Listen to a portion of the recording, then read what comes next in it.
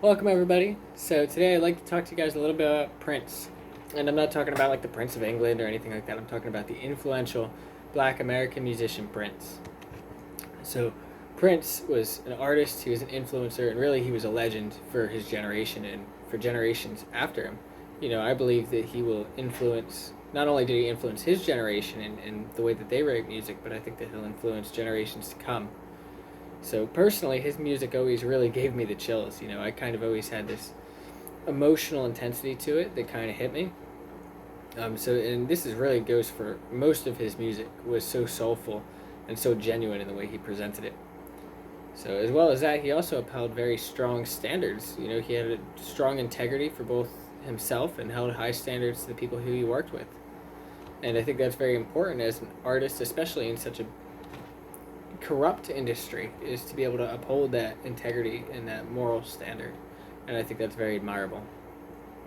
So Prince was part of Warner Brothers labeling company for a little while, and this has to do with his influence on others as well as his integrity.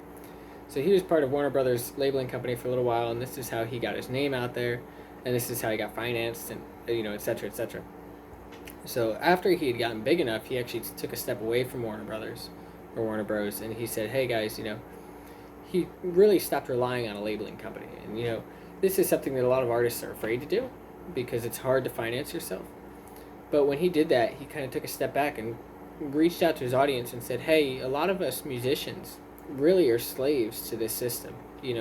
We're constantly being told to conform to what our labeling company thinks or what the audience is going to think, etc. And Prince really fought for that artistic freedom. He believed that artistic freedom was important, and to be able to display your creativity openly without having it being criticized and nitpicked and torn apart until it's not yours anymore. He believed it was important to hold that standard of what you're writing and who you are, and to be able to display that to others. So something else that's really important to touch upon as far as his influence goes is that he was a black musician as well as Michael Jackson was during the time. And I think that both of them paired together really had such an intensity to them, and they sparked such a fire in not only black culture, but they really sparked a fire in American culture and probably many international cultures as well, just from how powerful and impactful they were and how popular they became, how famous they became. So as I mentioned prior, all of his music was very emotion invoking. So this had everything to do from his lyrical meaning, like take When Doves Cry, for example. The lyrics in that song about, bickering and like having a relationship and stuff, and like why do we have to fight type of thing, and then this is what it sounds like when doves cry, like we're fighting, and it's very powerful. Like even just honestly saying it right now, even though I might have not said it as effectively as I would like to, kind of gave me the chills thinking about the way that he presents it. So this has everything to do from his sheer vocal talent to his stage presence, the instrumental background that he has.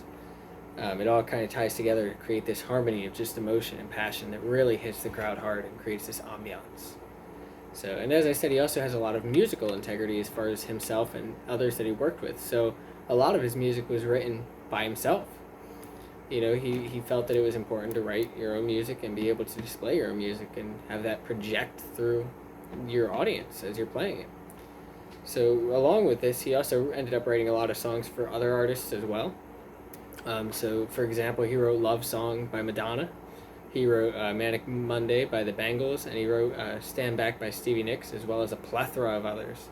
So he was an absolutely phenomenal writer, and being that he wrote for, 10, 20, something like that years? He wrote for well over a decade, I believe.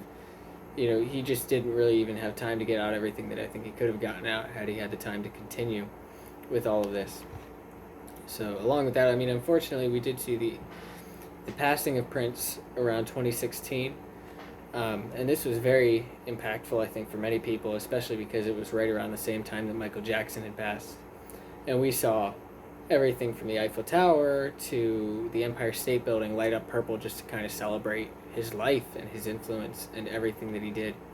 And though many of us might not have known Prince, I do believe that through his music and through his lyrics, we did get a taste of who he was. We got to understand some of his soul and some of his emotions and all of that stuff. I think we got to know some of his intentions through all that. And I think that that's such an amazing gift that he was able to give to us. So I appreciate you guys listening to me. And I hope you guys just have a wonderful rest of your night.